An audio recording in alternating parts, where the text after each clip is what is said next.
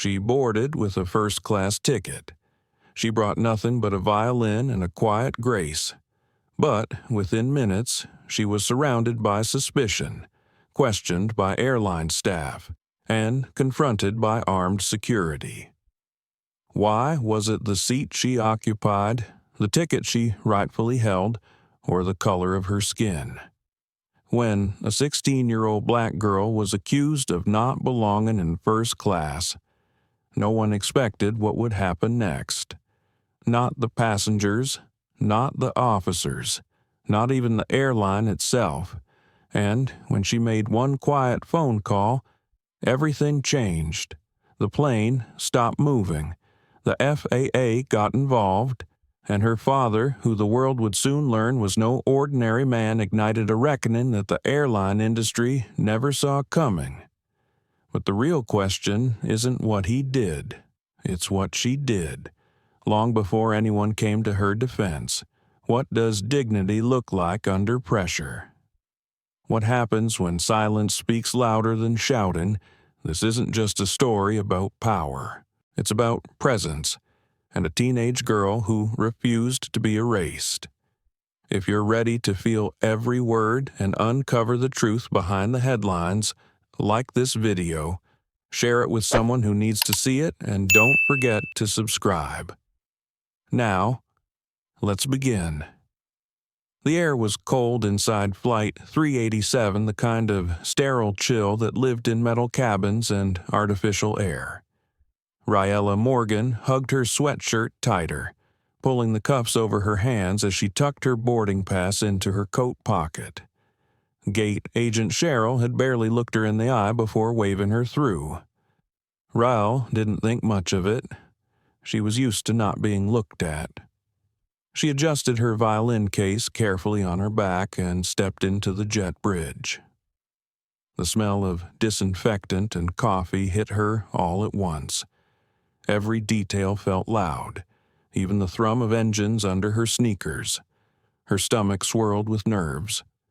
Not from flying, she'd flown plenty with her dad, but this was different. She was flying solo, for the first time, to a National Youth Music Symposium in Seattle. Her fingers tingled at the thought of performing. But there was something else. It wasn't fear exactly. It was the weight, the unspoken kind. The kind that followed her when she walked into hotel lobbies where no other kids looked like her. The kind that made teachers do a double take when they saw her name on the honor roll. She stepped into the cabin. The overhead lights glowed a warm yellow, casting soft shadows over the leather seats. "Hello there," smiled the flight attendant at the front galley, blonde, late 40s, professional tone. Her name badge read Brenda. Raelle offered a polite smile. "I'm seat 2A," she said, motioning toward the front of the plane. Brenda's expression stiffened. "Are you sure?" Raelle paused. "Yes, ma'am. First class, 2A. Brenda took the ticket, scrutinized it. "I see. Just a moment." Raelle's ears burned. People were boarding behind her. She heard the quiet sighs and shifting feet of passengers waiting. Brenda didn't move. A tall man in a dark blazer behind Raelle said, "Excuse me, can we get moving?" Brenda's radio crackled on her hip. She pressed the button. "Hey, I have a possible seat mix-up up front. Passenger in 2A, stand by." Raelle felt the flush move from her neck to her face. "I'm not a standby," she said quietly. "My father booked this. It's under Raelle Morgan." Brenda smiled tightly but didn't reply. Behind her, the line bottlenecked. Finally, Brenda stepped aside, almost reluctantly. "You can sit," she said, "but keep your ticket ready. Sometimes there are errors." Raelle nodded, brushing past her.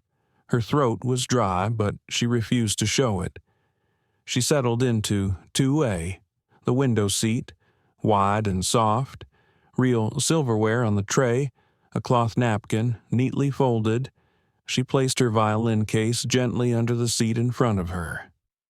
She was supposed to feel proud, excited. Instead, her chest was tight. 2 minutes later, Brenda reappeared. "Miss Morgan," she said, voice cooler now. "Can I see your ticket again?" Raelle handed it over. Brenda inspected it, frowning deeper. "Just wait here." She turned and walked briskly down the aisle. A moment later, a man appeared.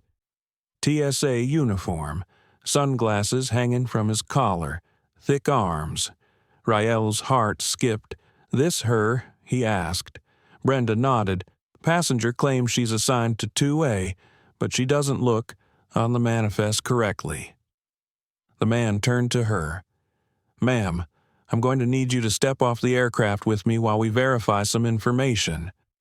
Raelle blinked. "I didn't do anything wrong," she said. "Ma'am," he repeated, voice firmer. "I need you to come with me now." Heads turned. Whispers began. A man in 3C narrowed his eyes. Raelle stood slowly.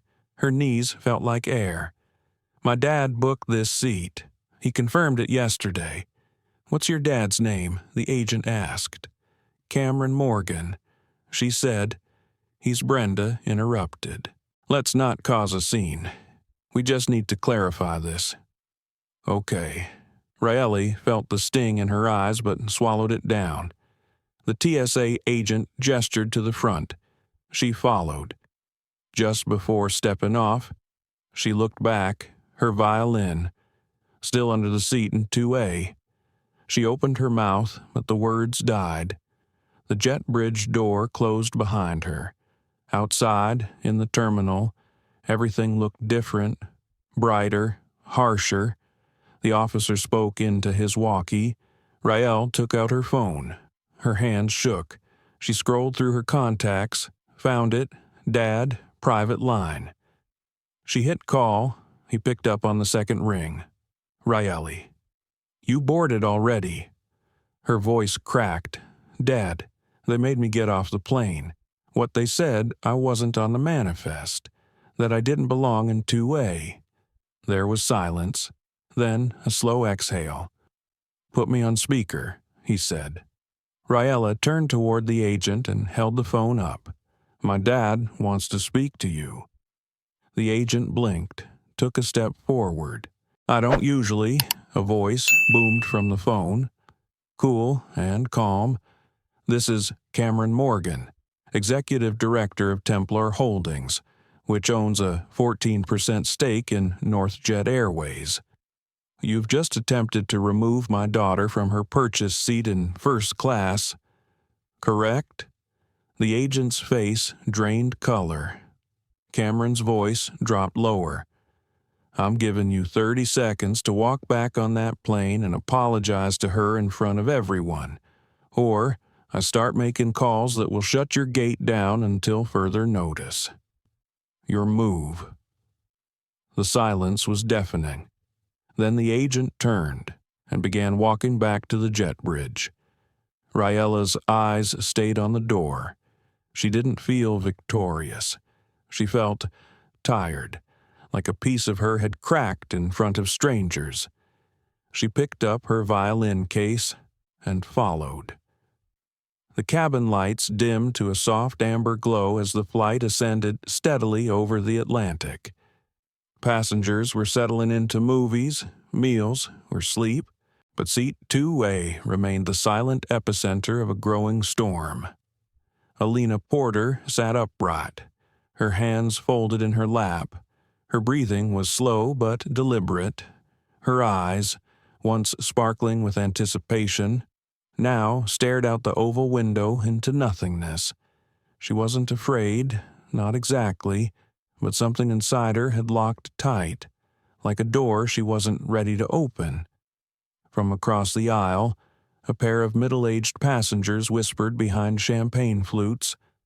They looked over at Alina like she was an anomaly in their curated space, as if she had wandered into first class by mistake, as if she were out of place. Alina shifted slightly. Her dress pants itched against the leather seat. The elegant cream blouse she had ironed carefully that morning now felt too bright, too visible. She pulled her cardigan closer around her shoulders and tried to disappear. "Is everything all right, sweetheart?" A gentle voice came from beside her. It was Eleanor, the elderly woman in 2B with the snowy white hair and warm, weary eyes. She had already offered Alina a butterscotch candy and told her she reminded her of her granddaughter. Alina nodded politely. "Yes, ma'am, just tired," she said softly. But Eleanor could see it, the shift, the way the girl had shrunk into herself after the flight attendant's strange question earlier. She hadn't heard all of it, but enough to know something wasn't sitting right. A row behind them. Flight attendant Curtis Denning stood in the galley, clutching his tablet, eyes fixed on the screen. The seating chart was blinking. Something didn't add up. He had been flying for 11 years. He knew how the system worked. When he asked to scan Alina's boarding pass, she hadn't had it on her, just a photo on her phone. He had seen this kind of thing before. Upgrades claimed falsely. People sneaking up when gate agents weren't watching. Maybe it was an honest mistake. Or maybe, he exhaled, frustrated. "I'm going to double-check with the gate," he mumbled, brushing past his colleague Tara. Tara glanced up. "Curtis, let it go. She's just a kid. You really think someone like her would risk that he shot her a look? Someone like her." Tara sighed. "You know what I mean. She's quiet, reserved. Looks like she's been taught not to raise her voice." Curtis wasn't convinced. "She's in 2A. That seat is usually for elite partners, executives, owners." He tapped the screen again. Still no confirmation from the manifest. Back at 2A. Alina could feel every glance, every shift of energy around her. She'd been taught to be still, taught to be polite, taught that sometimes silence was safety, but her stomach twisted. She pulled out her phone again. No signal. Just the plane's local Wi-Fi. No text from her dad yet. Maybe he hadn't seen her message. She had typed it quickly, thumbs trembling. "Hey, Dad, they're asking for proof I belong in 2A. I told them I'm on your corporate account. Not sure why it's a problem." He hadn't replied. That silence was louder than anything else. Alina's thoughts spiraled. Did she mess up? Did she say the wrong thing? Was it her hair? She had debated pulling it back tighter. The curls framed her face too softly. She had worried. Maybe she should have worn her blazer. Maybe she looked too young. Or maybe she looked too black. Curtis returned down the aisle, stopping at her row. "Miss," he said, his tone clipped, "I still don't have confirmation on your seat. I'm going to have to ask you to move temporarily until we sort this out." Alina blinked. "I told you. It's under the Porter executive account." "My dad," Curtis interrupted. "That doesn't mean much without verification." Eleanor turned sharply. "You're embarrassing her," she said firmly. Curtis barely looked at the older woman. "I'm doing my job. I've flown this airline for decades," Eleanor said, voice low but sharp, "and I've seen who gets questioned and who doesn't. You know what this is?" Curtis stood straighter. "This is a security protocol, not a debate." Alina's heart pounded, her throat tightened. "Can I speak to the captain?" "Please," she asked. Her voice trembled but stayed even. Curtis blinked in disbelief. "That's not how this works." "I'd like to file a complaint," she said, clutching the armrest, fighting the sting in her eyes. Curtis hesitated, then tapped his radio. "Cabin crew to front." He muttered, "Passenger escalation in 2A." Moments later, a new presence appeared. Officer Brent Keller, part of the Federal Air Marshal Service stationed aboard this flight, made his way down the aisle. Late 40s, white, square jaw, and a badge hanging loosely from his neck. He didn't speak immediately, just looked at Alina, at her cardigan, at her skin. Problem here, he asked Curtis. Possible seat misassignment, refusal to comply. Curtis said quickly. Alina's breath caught. She didn't move. Officer Keller stepped forward, hand resting casually near his hip. "Ma'am, I'm going to need you to come with me to speak near the galley." Alina shook her head. "I'm not doing anything wrong. I paid for this seat, or my dad did." He lowered his voice.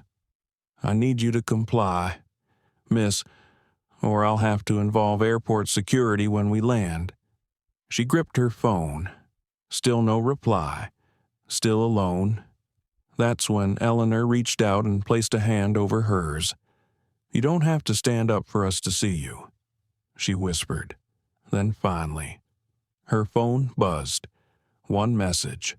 From her father. "Don't move. Let me handle this. Now." 5 seconds later, the captain's voice crackled over the intercom. "Ladies and gentlemen, this is Captain Harlan speaking. We've been advised of a developing situation involving a passenger in seat 2A. Please remain seated. Flight crew, remain in your stations until further notice." The silence that followed was deafening. Curtis froze. Officer Keller's brow furrowed, and Alina finally looked up. Not afraid, not angry, just present. Still and powerful in a way no one expected. And somewhere, 38,000 feet below, the world had just shifted. Soraya gripped the armrest tightly, knuckles pale against her rich brown skin. Her breath caught the moment she felt the firm hand press down on her shoulder. She turned slowly, heart pounding. The officer's uniform was the first thing she registered. Then his hard, unreadable face. His name tag read Officer Darrell Mason. Early 40s, white, trim mustache. His eyes didn't meet hers at first. He was looking at the boarding pass in her lap like it had personally offended him. "Ma'am, you need to come with me," he said flatly. The word "ma'am" felt like mockery in his tone. Soraya blinked, confused. "Excuse me?" she asked, her voice calm, though it wavered slightly. "I've been informed that there's been a mix-up with your seat. I need to escort you off the plane to resolve the matter." It wasn't a request. It was the kind of rehearsed statement you give when you don't expect to be questioned. "But I'm in the right seat," Soraya said, lifting the boarding pass and showing it to him. 1A, that's what it says. Officer Mason didn't even glance at the pass. Instead, a flight attendant, Rachel, stepped up behind him. She looked uncomfortable now, fidgeting with the sleeve of her uniform. She refused to comply with instructions earlier. Rachel said, her voice clipped. She became argumentative. "This is a safety concern." That was a lie. A full, unblinking lie. Soraya turned her gaze to the officer again. "Sir, I've done nothing wrong. I followed every instruction. I sat in the seat I was assigned. I've spoken to no one except to ask for headphones. I don't understand why I'm being singled out." Officer Mason seemed unmoved. "You can explain outside the aircraft. Please don't make this harder than it has to be." That phrase. It rang in her ears like an echo from history. Don't make this harder than it has to be. Soraya felt a lump rise in her throat, but she didn't let it show. She looked to the passengers nearby. A few were pretending to read, pretending not to hear. A man, 2 rows back Asian, late 50s, stared openly, concern etched into his brow. It felt like she had stepped into someone else's story, like she had crossed a line from being a teenager on her way to music camp into something darker, more dangerous, a character in a cautionary tale. Another black girl asked to leave, to comply, to not make waves. She exhaled slowly, grounding herself. "Sir," she said softly, "may I call my father before I go anywhere with you?" Mason shifted. "There's no need for that." But his voice faltered slightly. "There is for me," she said, and her voice no longer shook. She reached into her tote bag slowly, deliberately, and retrieved her phone. She held it up, showing she wasn't doing anything sudden. No tricks, just a phone. Mason did not intervene. She opened her contacts, scrolled, and pressed one number. It rang once. "Pick up, Daddy," she whispered under her breath. And then, his voice, "Sweetheart." The relief made her eyes sting. "Daddy, I need you," she said, still calm, but now with urgency. "I'm on the plane, in my seat. They called security. They're trying to make me leave." There was a silence on the other end that stretched like held breath.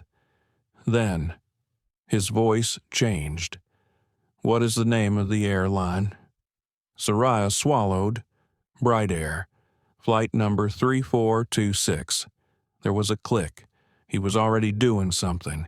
She knew that click. It meant gears had started to turn. Back in first class. Mason hovered uncertainly. He motioned toward her. "Miss, the phone. I'm speaking with my legal guardian," Soraya said without raising her voice. "I'm a minor. You cannot force me to leave without notifying my parent." Rachel stiffened. Her mouth opened, then shut. She took a step back. The older Asian man in row 2C stood up slowly. "Excuse me," he said, voice low and respectful, "but I saw the young lady board. She didn't cause any trouble. She showed her pass, took her seat. I think there's a misunderstanding here."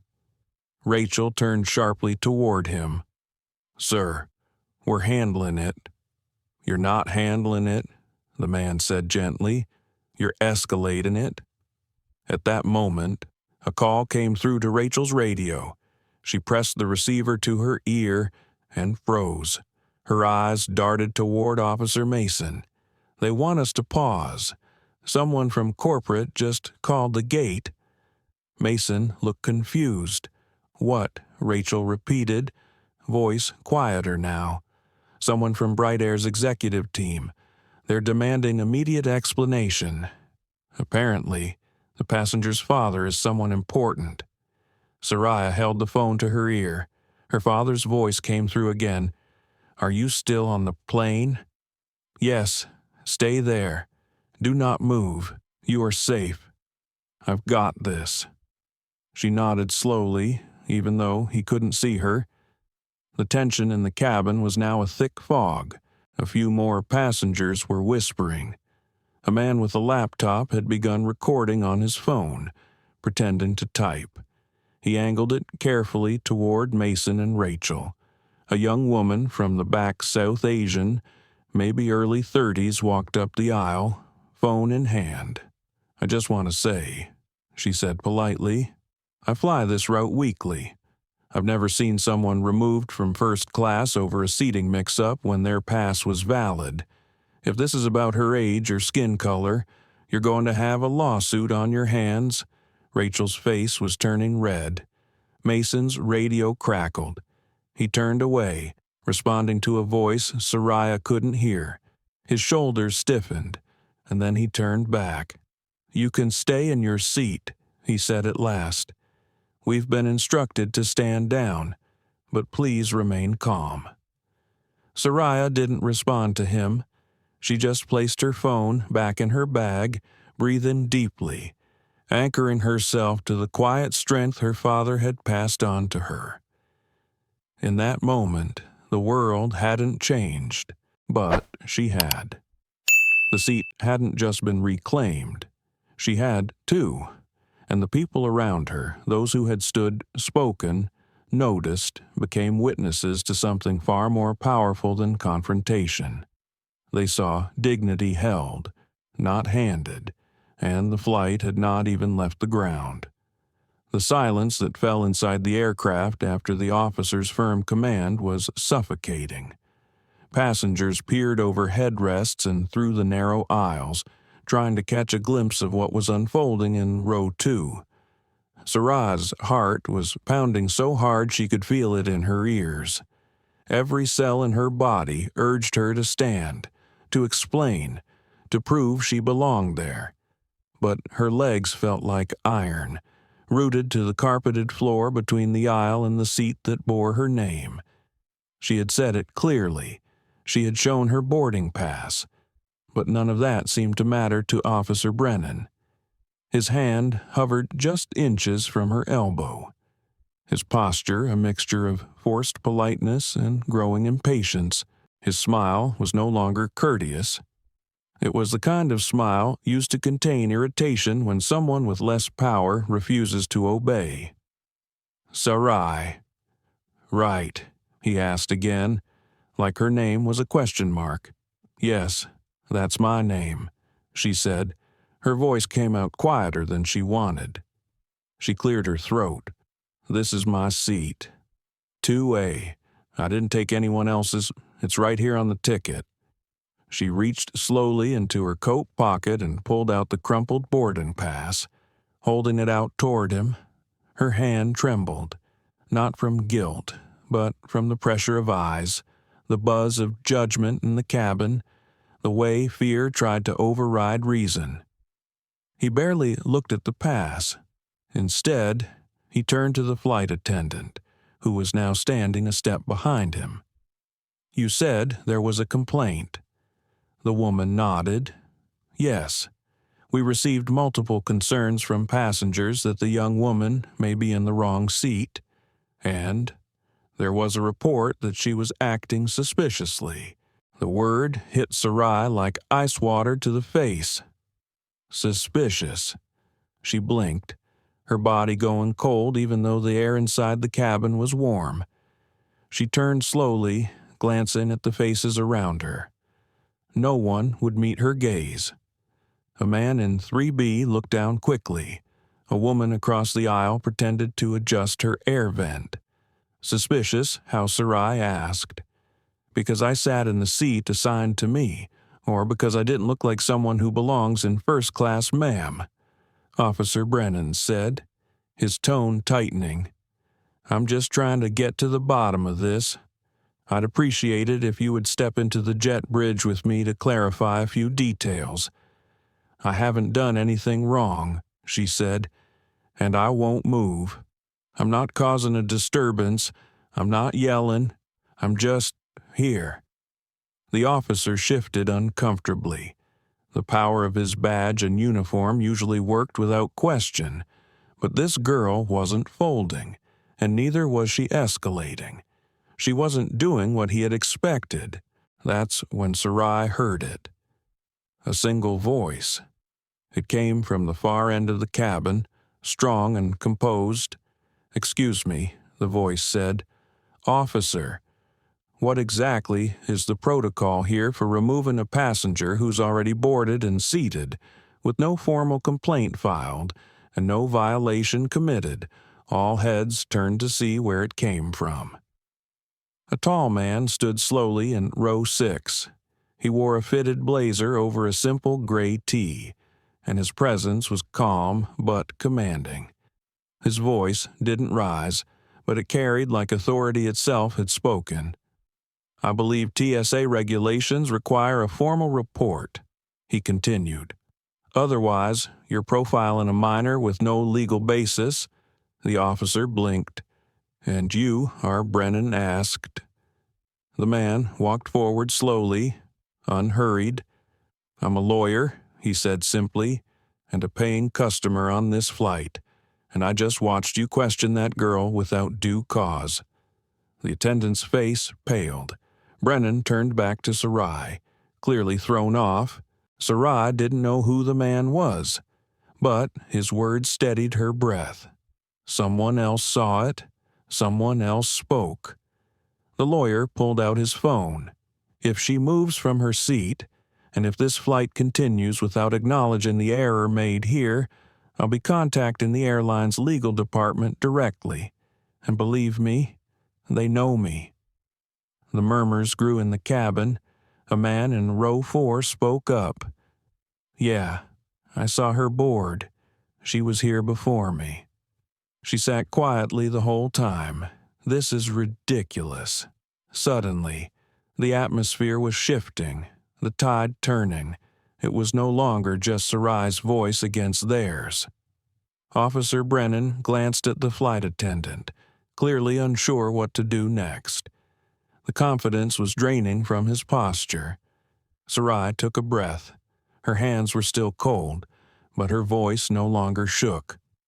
"You've all seen my ticket," she said, looking at the officer, then at the flight attendant. "You've heard the accusations, and you know the truth. I didn't take this seat from anyone. I'm not a threat. I'm not suspicious. I'm a 17-year-old girl flying home after visiting my mother." Silence. Then the pilot's voice came over the intercom. "Ladies and gentlemen, this is Captain Rhodes. I understand there's been some confusion in the forward cabin. Please remain seated while we resolve the matter. Thank you for your patience." The lawyer glanced toward the cockpit. A few minutes passed. Officer Brennan's radio buzzed. He turned slightly, responded with a low voice. Then he stepped back. "Looks like we're good here," he said, avoiding Sarai's eyes. "Enjoy your flight, ma'am." And just like that, he left. The flight attendant didn't speak. She walked toward the galley without another word. Sarai leaned back into her seat. She wanted to cry, but not from fear anymore. It was the kind of pressure that builds when you've held yourself together for too long. The lawyer walked back toward his seat and offered her a small nod. Her lips formed the words silently. "Thank you." But her mind was elsewhere. Her fingers reached slowly into her coat pocket, curling around her phone. Because she hadn't called her father yet. Because she didn't want to. She wanted to be strong on her own. But she knew what came next might not be over. And he needed to know. The cabin remained suspended in a strange, hushed tension. It wasn't just about a misunderstanding anymore. Something had shifted. The incident had cracked open something deeper and older than a seat dispute. Something that couldn't be ignored or quietly corrected. Row 2 had become a pressure point in time. Serena's hands were still folded tightly in her lap. Her eyes now focused forward again. But she wasn't watching the screen in front of her. She was listening. Every sound, every breath, every movement. Her father had always told her, the truth sits in silence longer than in speech. Behind her, a rustle of a phone being unlocked echoed louder than it should have. A woman, middle-aged, white, wearing a soft gray sweater and a gold chain, shifted slightly in her seat and lifted her voice. Not loud, not angry, but enough. "I saw everything," she said. The flight attendant paused. The officer turned his head. The woman cleared her throat. "If you're going to accuse her of something, then you need to hear from all of us who witnessed it." Officer Green's jaw flexed. He glanced at Serena. "Ma'am, are you with her?" "No," the woman replied. "But I am with the truth." It was simple, steady, the kind of response that didn't burn with rage but didn't waver either. It gave Serena her first real breath since the ordeal began. Another passenger turned around in his seat. "I recorded it," he said. "The whole thing. I started filming when she was told to show her ticket, but no one else was. The murmur spread, one by one. People started shifting. Not everyone spoke, but their silence was no longer the kind that enabled injustice. It was the silence of choice, solidarity, and a kind of slow-growing refusal. The pilot had not returned yet. The engines were still off. Ground staff was beginning to walk the jet bridge. The plane wasn't moving. Time, it seemed, was waiting for a reckoning. Serena looked up and met Officer Green's eyes again. This time, she didn't blink.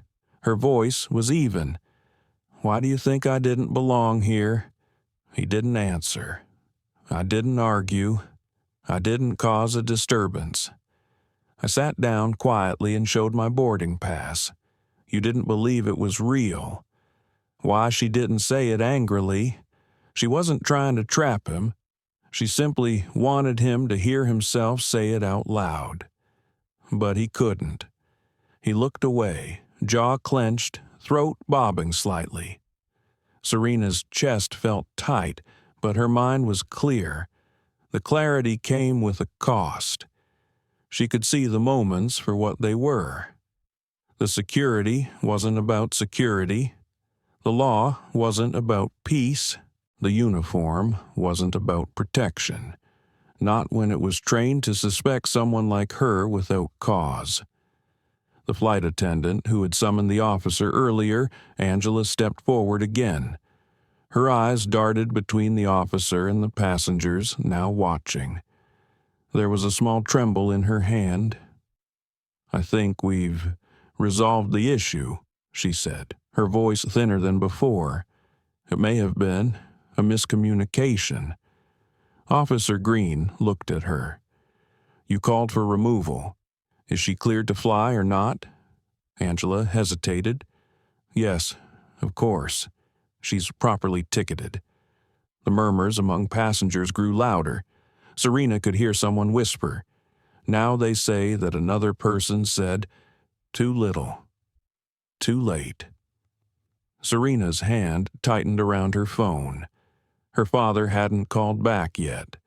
Or maybe he was waiting, letting her stand in her own voice. But she felt his presence anyway, like the warm press of a hand on her back. She turned slightly in her seat and addressed the passengers directly, her voice steady but full. "Thank you to those who spoke up. You didn't have to, but you did, and that matters." There was a pause. "I don't want special treatment. I never did. I just wanted to fly in the seat I was assigned without being seen as suspicious because of the color of my skin." There was no applause, no dramatic gasp, just a stillness, the kind that comes after a mirror's held up to a room, and everyone is forced to look. Angela shifted again, trying to reassert control. "Let's get everyone seated. We'll begin departure shortly." Serena noticed the tremble in the flight attendant's smile. The power dynamics had shifted, and Angela no longer stood on the high ground. Her authority had exposed its foundation, and the passengers weren't looking at Serena with pity. They were looking at Angela with scrutiny. Officer Green gave a final glance to Serena, then turned and exited the cabin without a word. A beat passed, then another. Serena's phone vibrated. It was a message from her father. "I'm on the call. Stay seated. Do not move. They're about to learn exactly who you are." Serena's fingers tingled. Her father never raised his voice, never threatened. But his words held a calm that could shift tides. In first class, heads were turning again. Some were trying to return to their books or tablets, but the unease lingered. A flight attendant stepped into the aisle.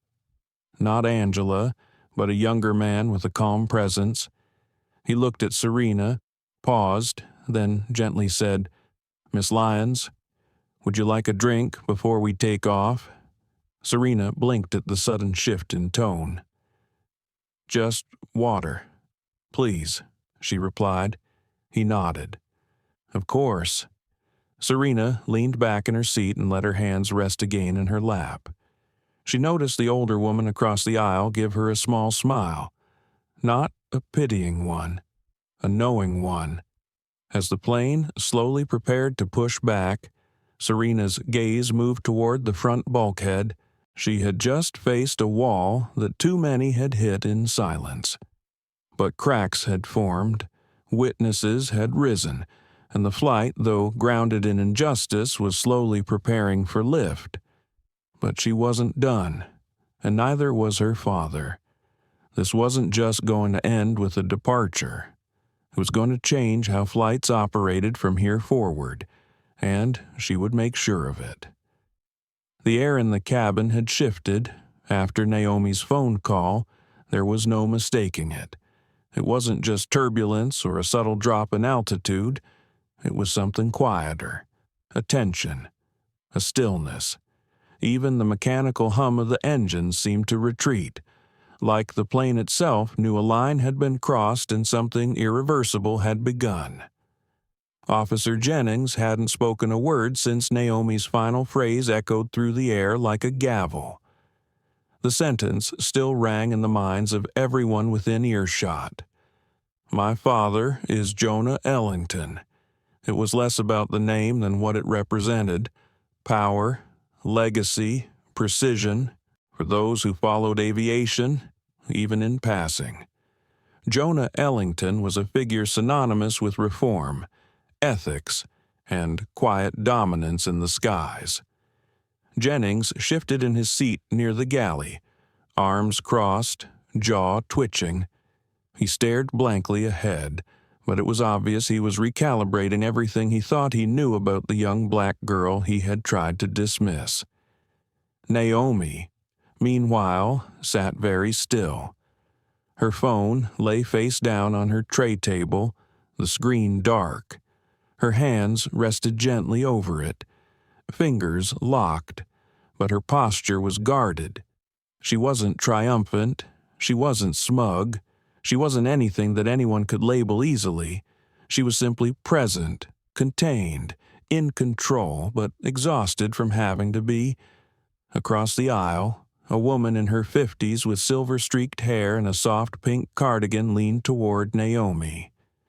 "I'm sorry, sweetheart," she said, her voice low, filled with quiet pain. "I saw everything. I should have said something." Naomi looked at her, her lips parted slightly as if to respond, but she hesitated. There was a weight to that apology that she hadn't expected.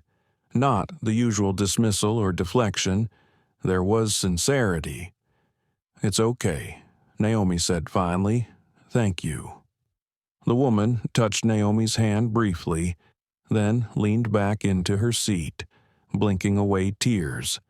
A few rows back, First Officer Ramirez was making a call from the cockpit.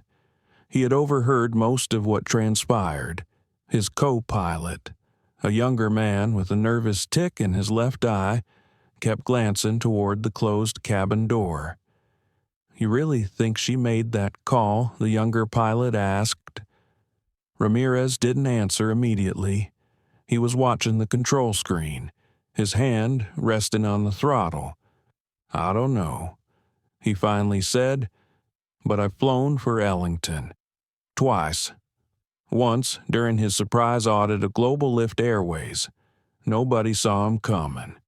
Grounded the fleet within 48 hours. If she is his daughter." He didn't finish the sentence. He didn't need to.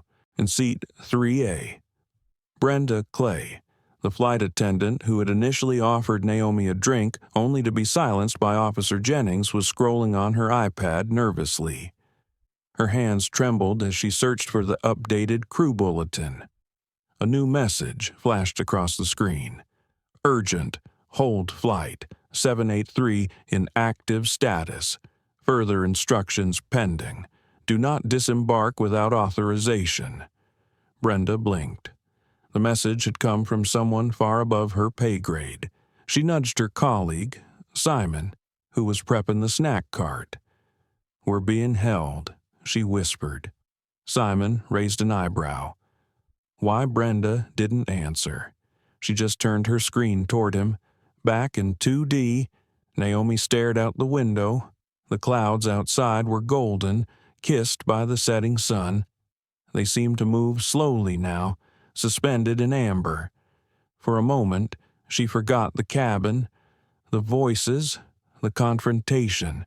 She remembered sitting at the dinner table when she was 8 years old.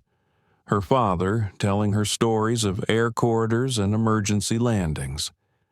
How he could read a flight manifest like a novel.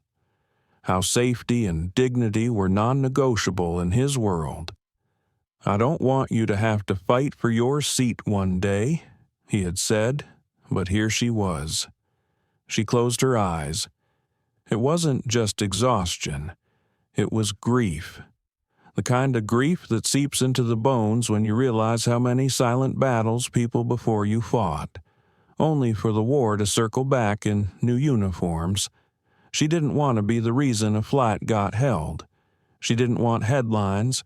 She just wanted her book, her headphones, her seat, from the rear of first class. Officer Jennings stood slowly, adjusting his badge. He approached Naomi, his face unreadable. "I didn't know who you were," he said. Naomi turned, looking up at him. Her face was calm. Tired, but calm. "You didn't need to," she said.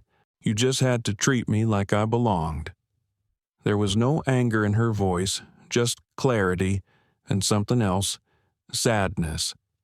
Jennings opened his mouth to speak, then thought better of it. He walked away. Brenda moved up the aisle. She paused beside Naomi and crouched down. "I don't know if it means much," she whispered, "but I'm sorry, too. I should have said something when he stopped me from offering you a drink. I hesitated, and that's on me." Naomi met her eyes. "It does mean something," she said. Brenda nodded, stood, and walked back toward the galley, her spine a little straighter than before. 30 minutes later, the captain's voice came over the intercom. "Ladies and gentlemen, we've been instructed to hold at gate. We appreciate your patience. Please remain seated with your seatbelts fastened." There was a long pause.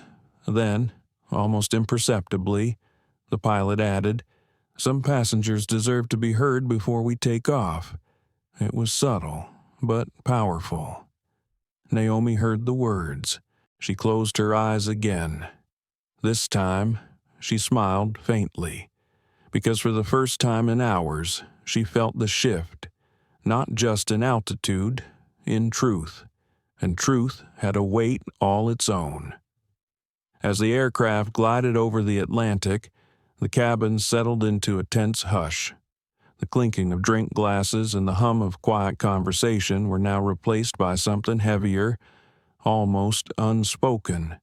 A stillness, one that vibrated with held breath, questioning eyes, and uncertainty. Sierra Logan sat in 1A with her eyes closed, palms resting on her lap, her breaths even but deliberate. She wasn't sleeping. She was searching through the archive of her instincts, listening for that internal compass that had never failed her before. She remembered the countless rooms she'd stood in, boardrooms and negotiation tables, often the only woman, often the only black person, often the only one who had to bite her tongue while teaching others how to use theirs responsibly. And yet, this moment felt different. This wasn't a private battle of policy or profit margins. This was public, and this involved her daughter. Imani sat in the seat across the aisle, knees drawn up a little, arms folded, her eyes focused on the screen but not watching. The movie played, but her mind was racing. Imani had always been proud of her mom, even if she didn't always say it out loud. But now, at 16, she was learning the full cost of that pride, how silence wasn't always peace, how excellence didn't shield you, how even first class could feel like the back of the bus when someone decided you didn't belong. Flight Officer Gerald Pike paced quietly behind the curtain that separated first class from the galley. He sipped water, but couldn't swallow properly. His hands were clammy. He had never expected the tension to escalate like this. When he'd made the decision to alert airport officers in London about a potential situation, he thought he was being cautious, by the book, protecting the flight. But now doubt crept in like smoke under a door.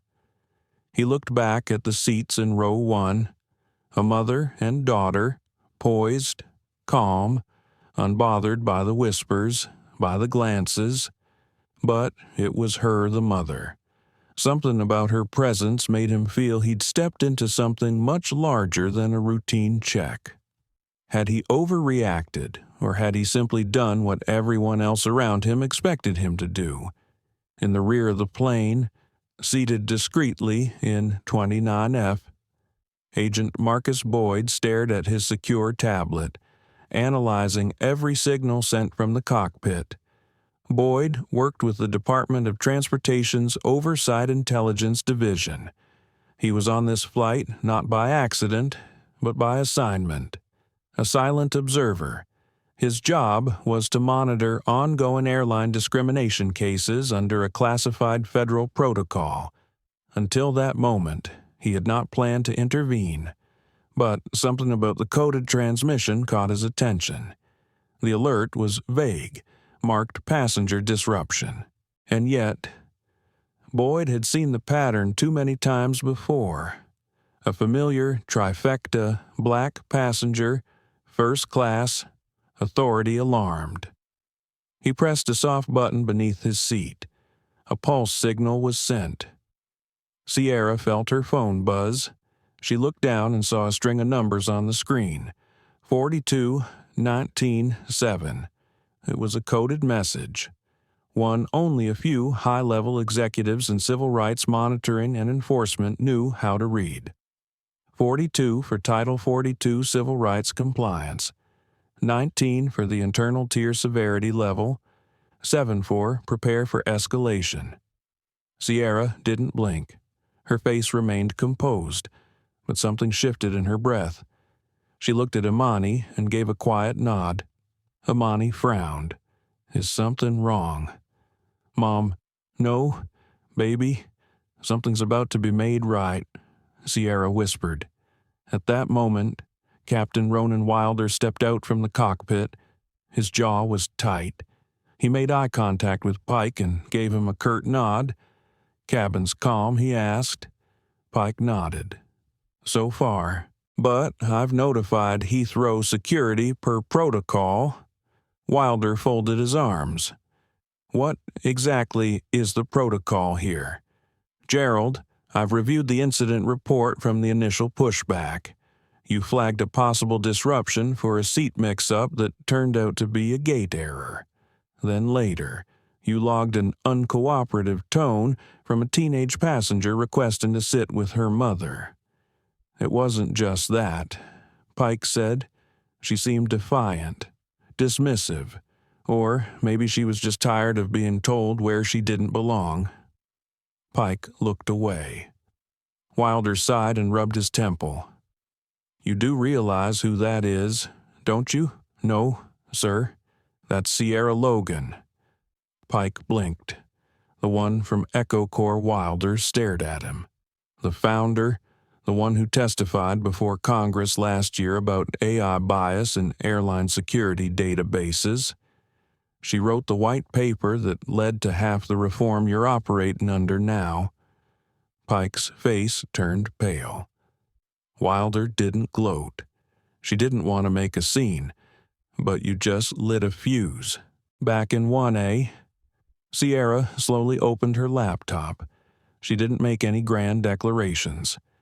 She simply opened a file titled Airline Bias Protocol Violation Review Draft.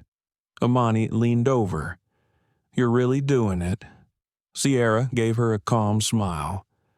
"I'm not starting anything. I'm finishing what others keep refusing to end." Amani exhaled slowly. For the first time in hours, she smiled too.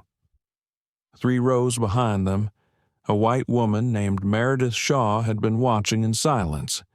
She was a civil rights attorney based in Chicago. When she'd boarded, she hadn't expected anything unusual, but what she witnessed had stirred something deep. She stood up, walked slowly to the front, and, without asking, approached Sierra. "Ms. Logan," she said quietly, "if you need an affidavit from an eyewitness, I'm willing. What I saw was targeted and improper." Sierra didn't look up. "Thank you. That's appreciated." Meredith paused. "And I think the world needs to know. Some of us are ready to speak now. We just needed someone who never stopped." Sierra finally looked at her. "Then let's make sure they hear us." Suddenly, the intercom chimed. "Ladies and gentlemen, this is your captain speaking. We will begin our descent into London Heathrow in approximately 40 minutes. Please remain seated with your seat belts fastened." But then, after a pause, he added something else. "And I'd like to remind everyone that respect is not a courtesy reserved for class sections. It's a right due to every soul on board. Thank you. In row 1A." Sierra slowly closed her laptop. Amani turned toward her. "You think he knows?" Sierra shrugged. "He knows enough." The cabin was still, but the air had changed. This wasn't over. It was just beginning. The air on Flight 7167 was tense enough to cut through. For a moment, the cabin felt like a courtroom, but no one had spoken the verdict yet. Amira Ellis sat quietly in seat 3A, her fingers still gently resting on the armrest where her violin case now sat, buckled in. The childlike calm on her face had shifted into a focused, adult stillness. Her eyes, though soft, no longer searched for approval. They simply watched. Officer Nathan Briggs, standing a foot from her seat, had not moved in over a minute. It felt like much longer. His fingers flexed, jaw tightening beneath his mustache. His radio was crackling faintly, but the voice on the other end had faded under the roar of confusion in his mind. He had come here expecting compliance, or resistance. Either of those he could manage. But this silence, this quiet refusal from a girl who hadn't shouted, hadn't protested, hadn't even cried, that was harder. Behind him, 2 more airport officers boarded the plane, one younger and tentative, the other older and visibly frustrated. "What's the holdup?" Nate, the senior officer, asked. Voice clipped. "Passenger is a minor." "Right. Let's escort her out and settle this in the terminal." "She's not resisting," Briggs muttered. "Well, she doesn't have to be resistant for us to." Briggs cut him off quietly. "No, she's not resisting. She's proven." The older officer blinked. "Proven what she made a call. The tower is frozen, no planes moving. Do you know how many flights are holding right now because of this one girl in 3A? The older officer scoffed. "You buying into that PR stunt? Sounds like bluff to me." "She knew your name," Briggs said, looking directly at him, "before you even boarded. And she mentioned the FAA internal flight tracker. Do you know how many civilians have that?" The silence deepened. Meanwhile, the flight attendant, Ms. Kayla Peterson, stood to the side with her arms folded. The bitterness on her face had not lessened. She whispered to the younger officer, "They're causing a disruption. Not us. She came here looking for trouble. If we don't act, We're letting them win. Them. Amira heard. She caught that one word. A ripple of emotion crossed her face. So subtle it would have gone unnoticed if not for her father. Marcus Ellis, who was now stepping into the cabin. Marcus moved with the kind of presence that made people sit up straighter without realizing why. He was dressed in tailored navy slacks and a crisp white shirt, sleeves rolled to the elbow, a quiet storm of authority, never needing to raise his voice. Just his presence alone shifted the atmosphere. Every passenger turned. Some whispered, others stared. A few lifted phones again, now openly recording. The whispers were not just about the man entering.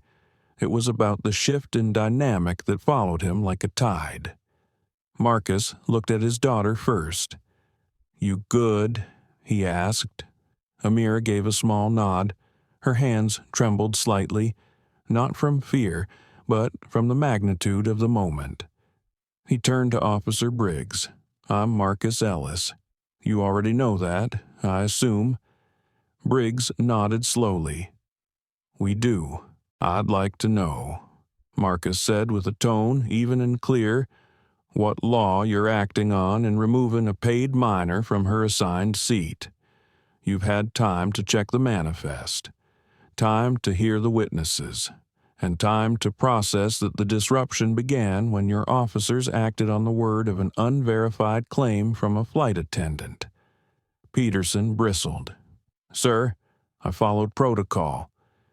"No," Marcus said without turning to her. "You follow bias."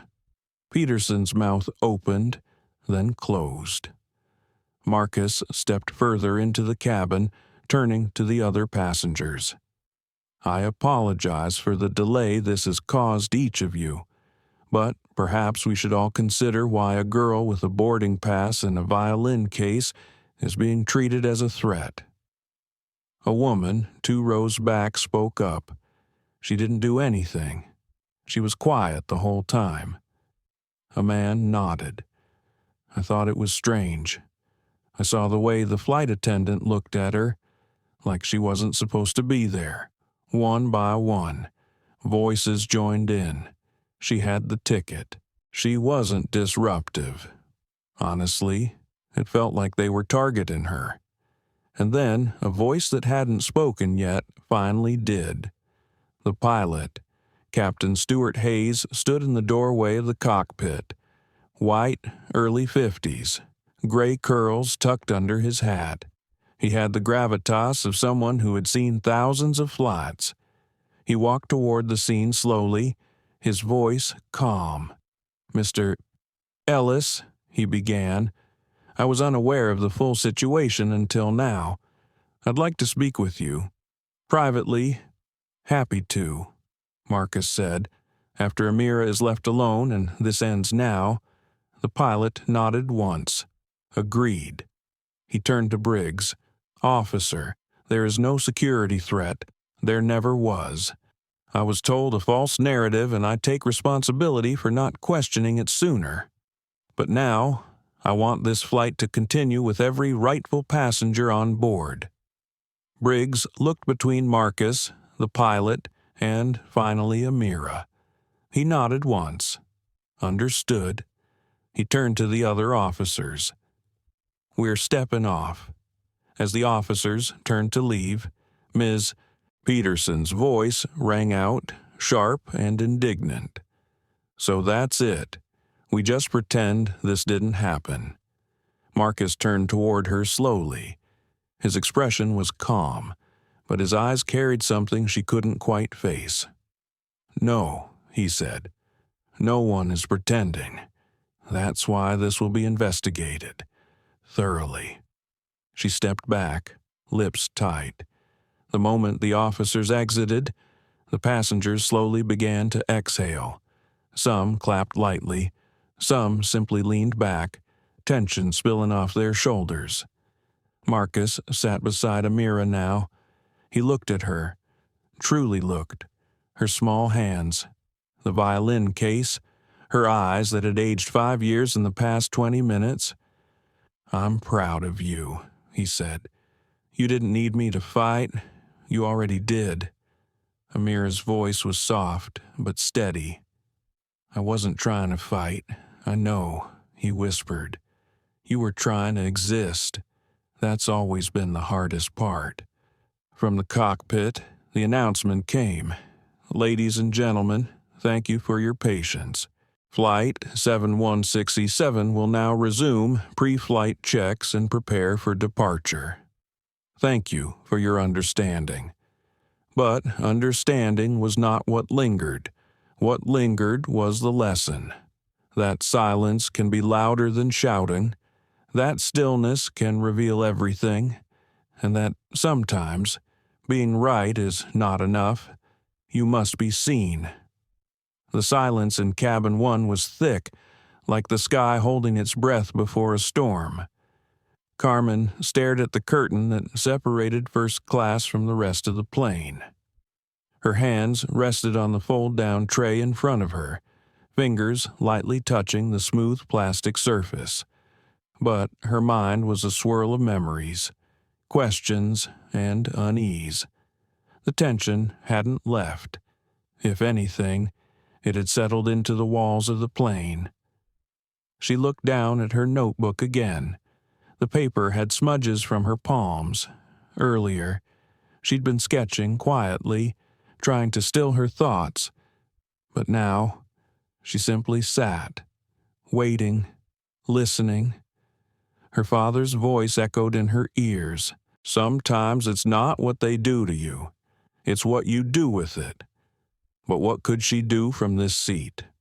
From her peripheral vision, she noticed a woman seated 2 rows across, scribbling with a red pen. Sharp, short strokes, then a pause, then another sentence. The woman looked to be in her 50s, with sharp cheekbones, short gray curls, and wire-framed glasses. She wore a navy blue linen blouse and tan slacks. Something about her composure made Carmen curious, as if sensing her glance. The woman looked up, their eyes met. Carmen gave a soft, polite nod. The woman smiled faintly, then leaned forward. "You handled yourself well earlier," she said in a hushed tone. That took grace. Carmen blinked, unsure how to respond.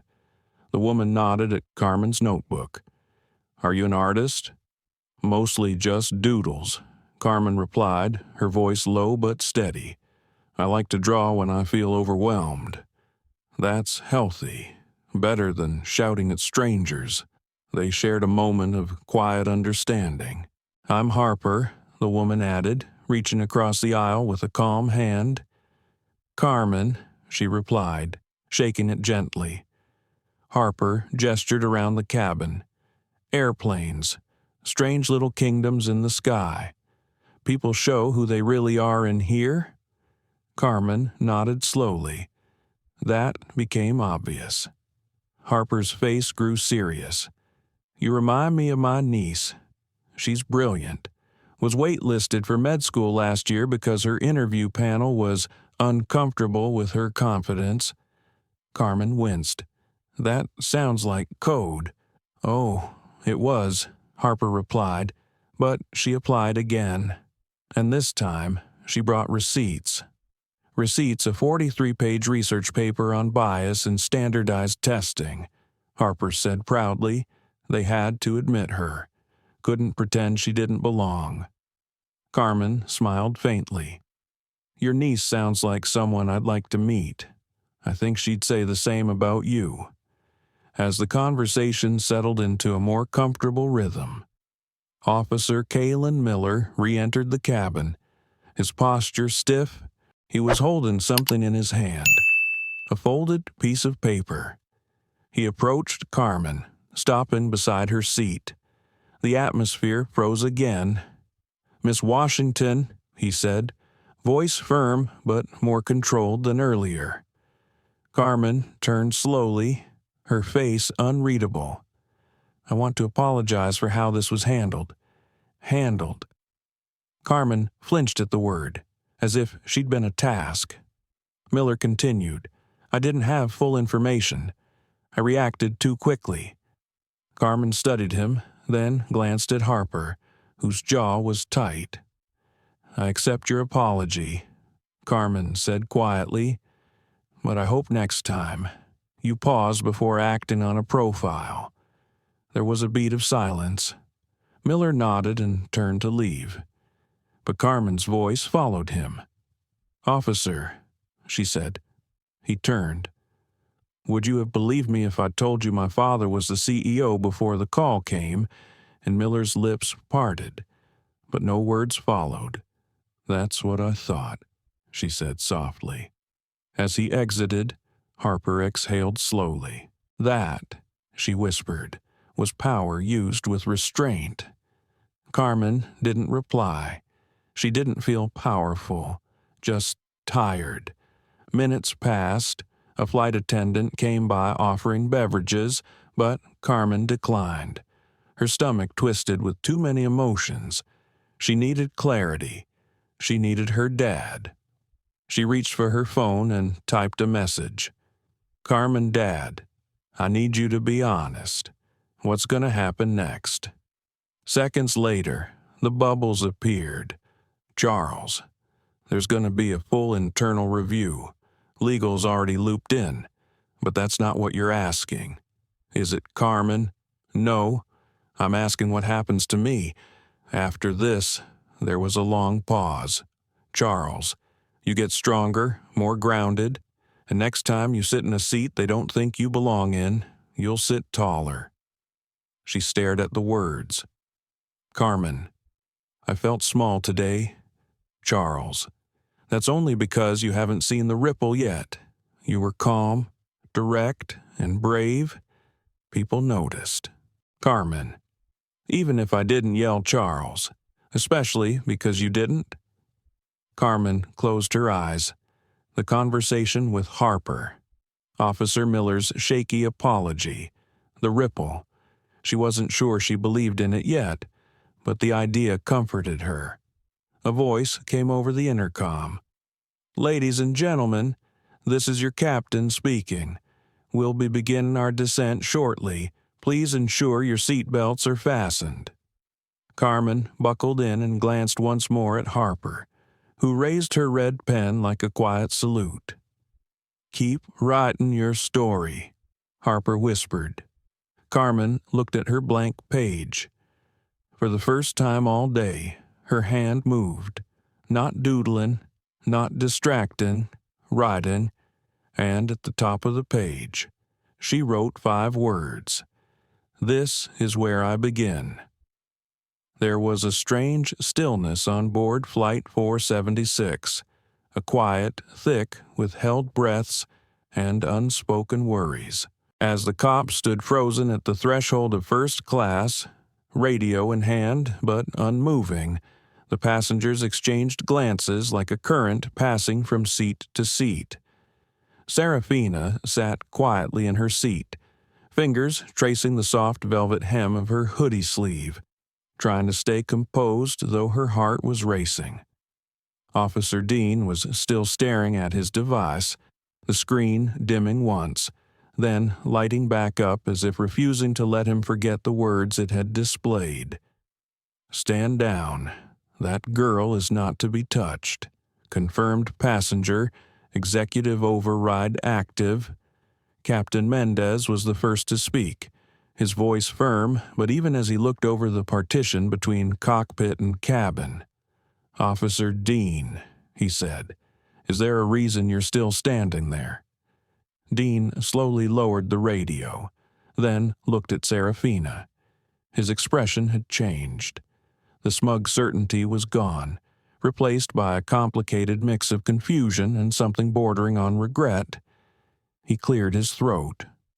No reason. He turned and walked away without another word, past the stunned passengers and down the aisle toward the galley. A few moments later, the sound of the forward cabin door opening and closing confirmed his quiet exit. The tension in the air didn't break immediately. Passengers were still watching Serafina, some in curiosity, others in silent support. One elderly woman with pearl earrings and a gentle face offered a warm smile from across the aisle. "You all right, sweetheart?" she asked softly. Serafina nodded, her voice small. "Yes, ma'am. Thank you." Back in row 5, Maya Tran was quietly scrolling through her phone. She had managed to capture nearly the entire interaction on video, and though she wasn't the kind to stir chaos, something about the way Serafina had carried herself stirred something deeper. Her fingers hovered above the post button. She wasn't sure what the right thing to do was, but she knew what the wrong thing looked like. Further back, an airline supervisor had boarded the plane Cheryl Whitmore, a tall woman with sharp posture and eyes like steel. She moved quickly to the flight attendant station, her voice low but clipped as she spoke with crew members. Meanwhile, Kira Madden, who had watched everything unfold with unease, stood near the curtain separating first class from business. Kira glanced at her colleague Vanessa, who was nervously readjusting coffee cups on the cart. "I told you she had a boarding pass," Kira whispered. Vanessa said nothing, but her tight jaw betrayed everything: the embarrassment, the exposure, the fact that whatever she had hoped to get away with had come back on her tenfold. In seat 3A, Serafina tried to refocus. She placed her headphones on but didn't press play. Instead, she stared out the window. The runway shimmered in the midday sun. Airplanes taxied and took off in the distance, but theirs hadn't moved. It was then that her phone buzzed again. "Dad, everything okay now?" She typed back quickly. "Serafina, they made him leave. I'm still in my seat. Thank you." A beat passed before his next message arrived. "Dad, you're not alone. Just sit tight. Things are shifting." She didn't fully understand what he meant, but somehow it made her feel steadier. Minutes passed. Cheryl Whitmore stepped into the first-class cabin and approached Serafina. "Miss Jones," she said professionally, but not unkindly. "I'm Cheryl Whitmore. I'm overseeing the cabin today. I just want to apologize personally for everything you've endured. You have done nothing wrong. We are investigating the entire incident internally." Serafina looked up at her. "Is the flight still leaving?" Cheryl paused. "That's being discussed. We've received communication from your father's legal team and some people much higher than me. There may be changes happening beyond this flight." Serafina nodded slowly. Her voice was almost a whisper. "It wasn't just about me. You know, it's everyone who looks like me. This stuff keeps happening." Cheryl nodded solemnly. "You're right, and I hope this is the moment something starts to change." In the rear galley, Vanessa was called into a private meeting with Cheryl and a representative from corporate via video. She returned with pale cheeks and shaky hands, saying nothing to anyone, and began collecting her things. By the time the announcement was made that the flight was officially canceled, Vanessa was no longer on board. Captain Mendez's voice came over the intercom. "Ladies and gentlemen, due to operational directives, Flight 476 has been canceled. Please remain seated until further instructions. We apologize for the inconvenience." Murmurs erupted throughout the cabin. Some groaned, others questioned, but in row 3, Serafina simply closed her eyes and breathed in slowly. The flight crew began assisting passengers with rebooking. Special transportation was arranged for Serafina to exit the aircraft privately. As she stood to leave, several passengers nearby gave her small nods, gentle smiles, or words of quiet encouragement. "You stood tall. young lady," the elderly woman said again. Outside. The tarmac heat hit her like a wave, but Serafina didn't flinch. As she walked down the private jet bridge, she saw a tall man in a gray suit standing at the end. Her father. Marcus Jones stepped forward and opened his arms without a word. She dropped her bag and fell into him, burying her face into his chest as the dam finally cracked. "You did good," he whispered. "You did more than good." They stood there in silence for a moment, letting the weight of the moment settle. He gently smoothed her curls, his heart thudding with both pride and fury. "I didn't call to save you," he said softly. "I called because you saved yourself, and I needed the world to see it." Behind them, inside the terminal, security agents and executives from the airline's parent company were already being briefed. The fallout had begun. News alerts had started to ping across devices. Hashtags were forming. And from the runway, as planes continued to ascend into the sky, one girl's quiet resistance had taken flight in a way no one on Flight 476 could have predicted. Captain Reed Wallace stood stiffly in the cockpit doorway, his eyes fixed on the cabin beyond. He had received plenty of unusual calls in his time as a pilot. Some were panicked passengers, others were last-minute ground delays. But never had he received a direct notification from Federal Aviation Oversight in the middle of a routine domestic flight. And never before had he heard the voice of Marshall Crane, the Director of National Air Operations, say 5 loaded words stand by, emergency protocol in effect. His co-pilot looked over, confused. "Reed, what's happening?" Wallace didn't answer immediately. His jaw tightened. His hands rested on the back of his captain's chair as he processed what this meant. That kind of protocol didn't just happen. It had to be triggered manually, and not just by anyone.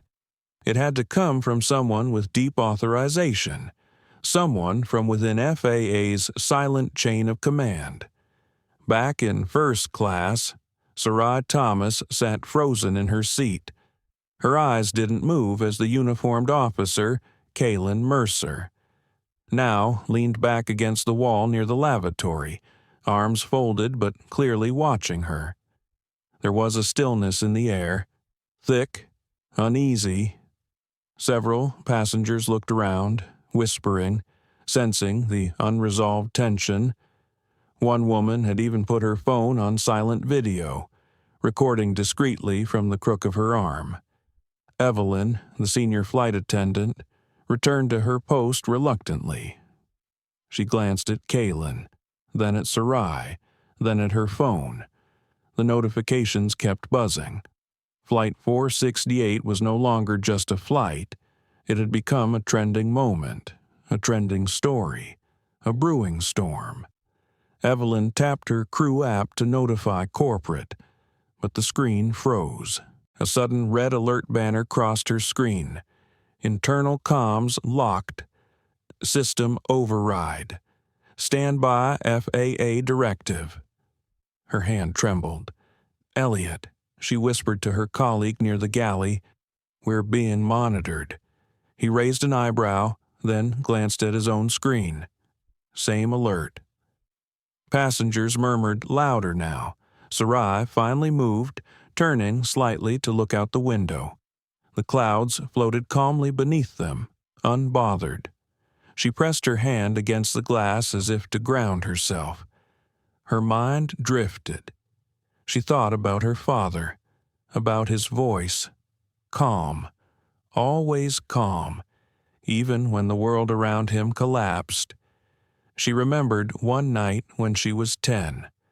They had come back from the hospital. Her mother had been in another one of her breakdowns, and her father, Elijah Thomas, had wrapped her in a blanket and said nothing at all, just held her, for hours. Now, she needed that calm again, but this time she was alone. until she wasn't. From the cockpit, Captain Wallace finally stepped out. His face was unreadable. He walked with slow, steady steps toward the front of first class and stopped just in front of Kalen Mercer. He spoke low, but his voice carried. "Sir, you're being asked to step away from the minor passenger, effective immediately." Kalen frowned. "By whom?" Wallace pulled out a folded message from his flight tablet. It was printed digitally, but bore a striking black bar across the top with white lettering Level 2 Oversight, FAA Emergency Protocol. "This comes directly from Director Marshall Crane," Wallace said, "and more importantly, from the Office of Corporate Flight Accountability." Kalen narrowed his eyes. "That office isn't even public. Since when?" "Since this morning," Wallace said, cutting him off, "and you've just made history." "Unfortunately." Kalen stepped back. Passengers were watching now, eyes wide, cameras raised. Captain Wallace turned slightly toward Sarai and, for the first time that day, someone smiled at her with warmth. "Miss Thomas," he said gently, "I'd like to personally apologize for everything that has happened to you today. You have every right to remain where you are, and I assure you, this aircraft will land safely with your full dignity intact." Sarai looked up at him. Her lip quivered, but she nodded. Captain Wallace glanced at the flight crew, then added, "Every staff member on this flight is now under live review. Do not make another move unless you are instructed through command. This flight is under direct audit by FAA Internal." He didn't shout, he didn't threaten, he simply declared, and it carried the weight of thunder. Evelyn and Elliot backed away slowly. The first-class cabin was silent. Then a buzz. Passengers' phones vibrated again. News alerts. Someone gasped softly. "Teen targeted on Flight 468 CEO father activates oversight protocols." Another alert popped up. Breaking Airway Sky CEO Elijah Thomas signals FAA override mid-flight. More murmurs. Sarai sat back in her seat as her phone vibrated in her lap. A single text from Dad. "Baby girl, I'm here." That was all she needed. That single message undid every knot in her chest. Her breathing returned to normal. The tears welled, but this time they came from release. She didn't need to hide anymore.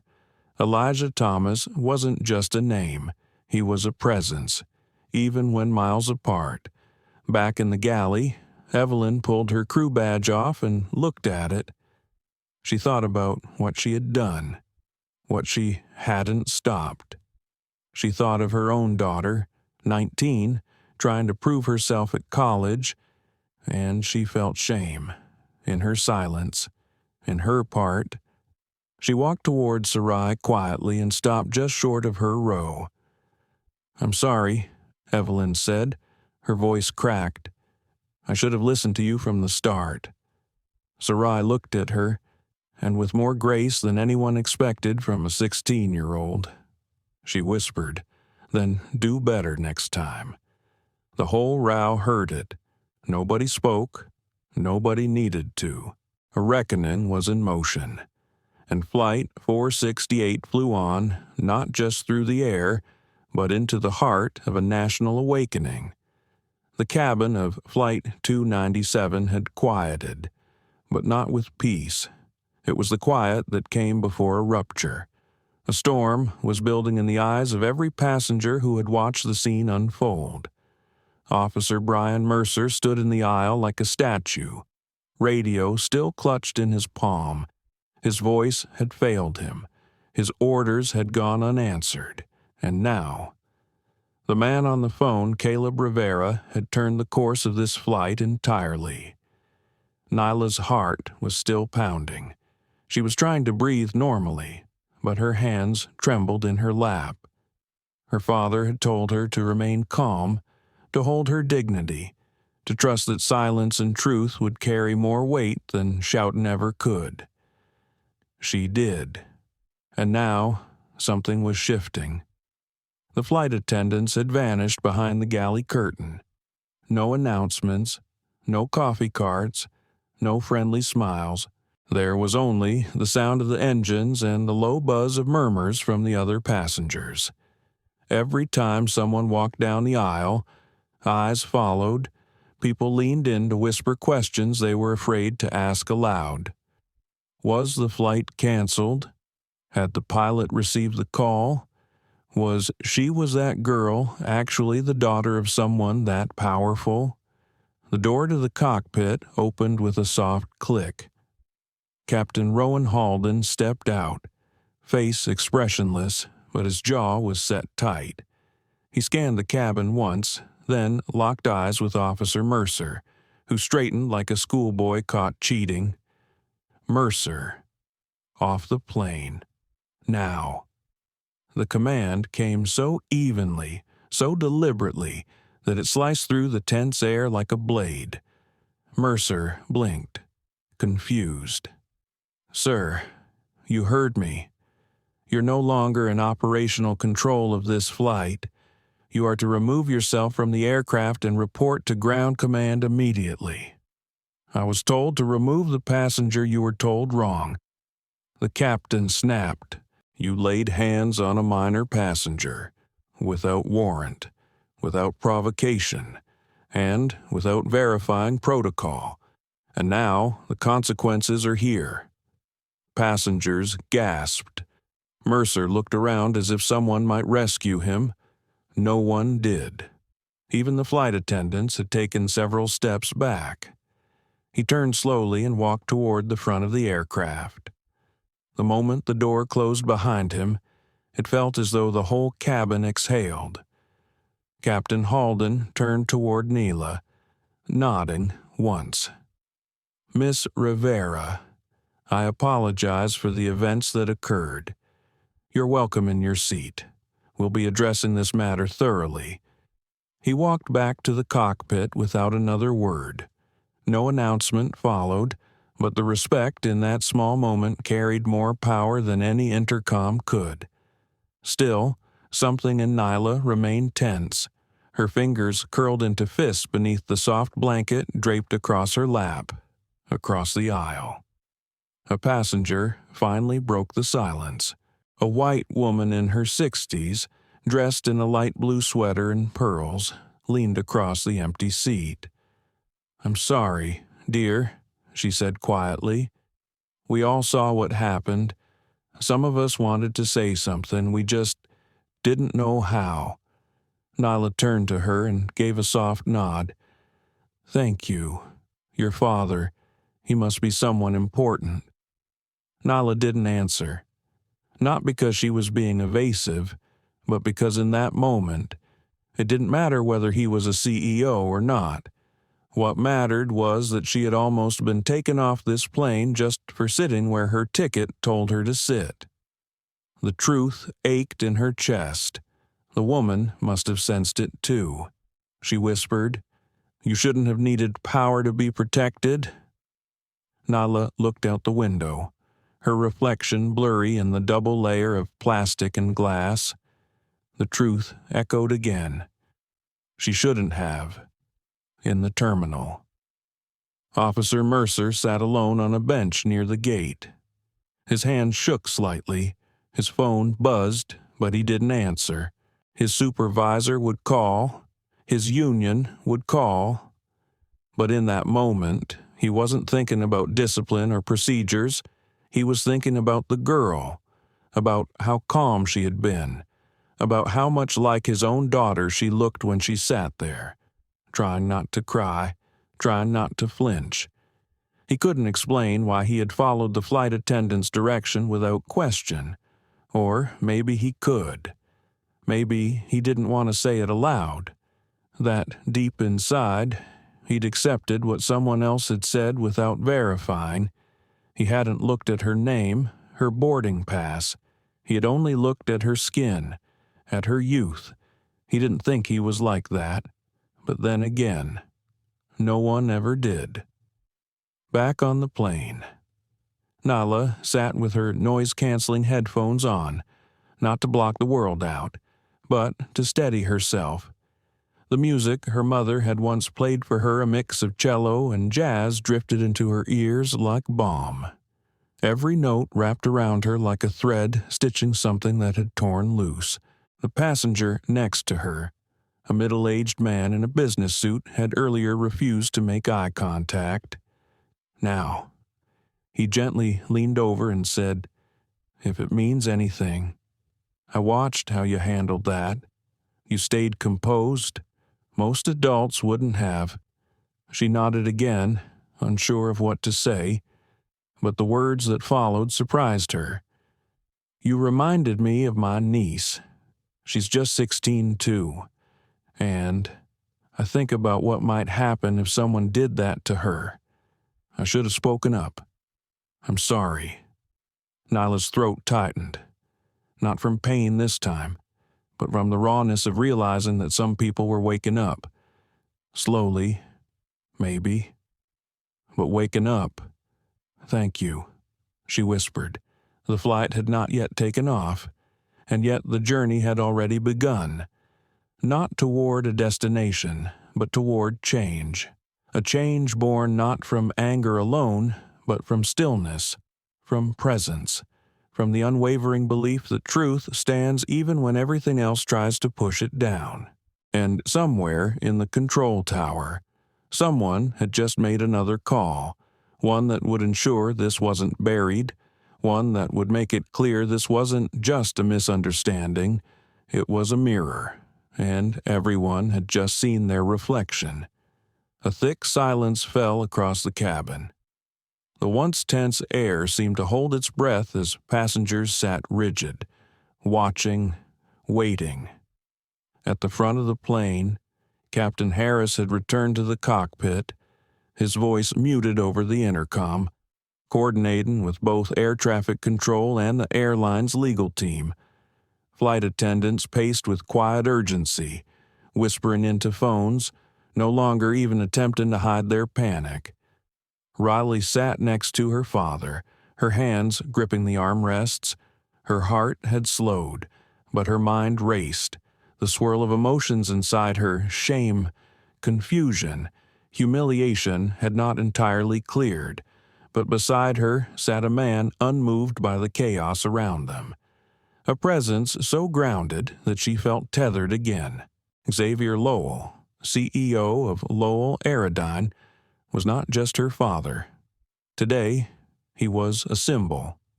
Across the aisle, Officer Damon Vicks sat slouched in a coach seat. His posture visibly changed. The weight of the consequence was beginning to dawn on him.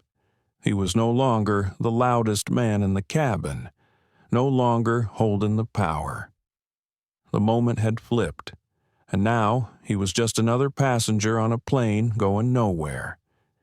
Beside him, the gate supervisor who had insisted on removing Riley for random compliance reasons sat hunched over her phone. Her badge read Lana Brooks. The way she tapped nervously at the screen told everyone she was trying to salvage something. Her job, perhaps. Her name, Mr. Lowell. A voice called from the aisle. It was Lauren Chase, the senior flight attendant, now noticeably deferential. Her hands were clasped in front of her, posture lowered. "We have the executive board from Monarch Air on the line. They're asking to speak with you. Would you prefer to take the call here or in the cockpit?" Xavier didn't even look up. "Tell them I'll call back when I land, if we ever do." Lauren nodded quickly and stepped away. Passengers began murmuring, their earlier fear now giving way to curiosity. A few took out their phones again, cautiously filming. Others whispered names they had overheard, Googling in real time. Xavier finally turned to his daughter. "You okay?" Riley nodded, though she wasn't quite sure. You knew this would happen, didn't you? I knew something would. The moment I saw your face when I stepped on this plane, I knew the story had already started. My job was just to make sure you didn't carry it alone." She bit her lip. "Dad." I didn't say anything because I didn't want to make it worse. Xavier gently reached over and covered her hand with his. "You are never the one making it worse. Riley, that's the lie they sell you, the silence they expect. But you get to exist loudly. You get to sit in the seat you were assigned, and not have to prove you belong." Her eyes welled up again, this time not from embarrassment, but release. So many years of trying to blend in, to stay quiet, to not upset the balance, but this time it had gone too far. And now, for the first time, someone else was holding the weight with her. Then came the intercom. "Ladies and gentlemen," Captain Harris said, his voice low but firm, "we've received new orders. Due to operational directives, this flight is canceled and will be returning to the gate. We apologize for the inconvenience." The cabin erupted. Murmurs, groans, exclamations. One older woman toward the front raised her voice. "You're canceling the whole flight because of this," Captain Harris replied directly. "Because of this, yes. And if you're curious what this is, I recommend you start paying attention to who's asked to leave and who's allowed to stay seated." That stunned the plane into silence once more. As they taxied back to the terminal, Riley looked out the window, the lights of the tarmac rushing past like flickers of a memory she was trying to outrun. She turned to her father again. "What will happen now?" "Well," he said, exhaling, "there'll be press, lawyers, people trying to get ahead of the story, but more importantly, there'll be a conversation. One they cannot unstart, one we will finish, but you'll be dragged into it," she said.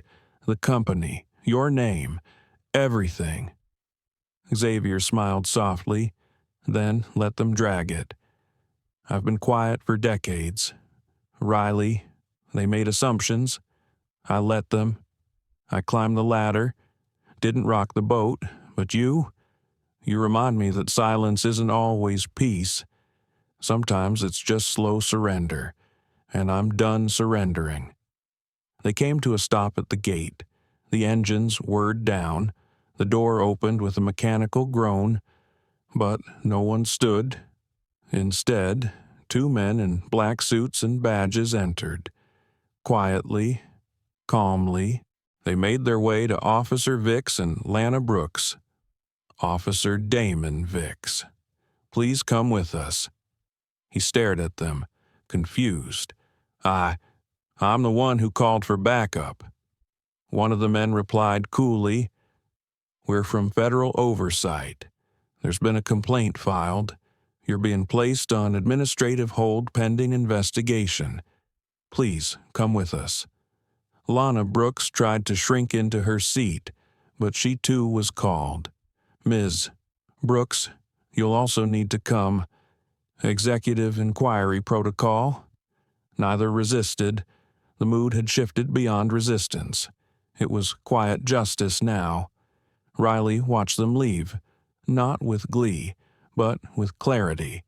The damage was already done, but perhaps it wouldn't stay buried this time. As passengers began to gather their belongings, one woman stopped next to Xavier. "Excuse me, sir. I want to say I saw what happened. I didn't know what to do, but thank you for not letting it go." Xavier nodded. "It's not too late. When you tell the story, make sure people hear it." She nodded, pressing a hand to her chest. Outside, cameras had already begun gathering. The news had broken. Passengers squinted through the windows. Someone pointed to the tarmac where reporters were setting up lights. "You ready for this?" Xavier asked. Riley gave a soft smile. I think, for the first time, I actually am. They stepped off the plane together, father and daughter. A storm of flashbulbs awaited them, but behind those flashes were millions of others like them. Watching, remembering, feeling a shift in the air. For once, the story would be told right.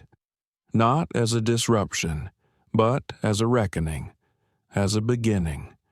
In a world that still questions who belongs where, sometimes the boldest act is to sit still, to speak with your presence, to hold your ground not with fists but with truth. Riley Lowell didn't shout. She didn't fight back in anger. She simply refused to shrink, and that refusal brought down false authority. It froze flights. It made a nation look closer. But beneath the viral headlines and courtroom investigations lies a quieter truth, one too many people know too well. That dignity should not require wealth, that justice should not depend on power, that no one, especially a child, should have to carry the weight of someone else's bias just to exist. And yet, she carried it, with grace, with strength, and with a stillness that roared louder than hate. If this story moved you, share it. If it challenged you, sit with it. And if it reminded you of something worth fighting for, don't forget to like, comment, and subscribe, because the next story might be about someone like you, or someone you love. And trust us, you'll want to be here when it happens. We'll see you in the next video.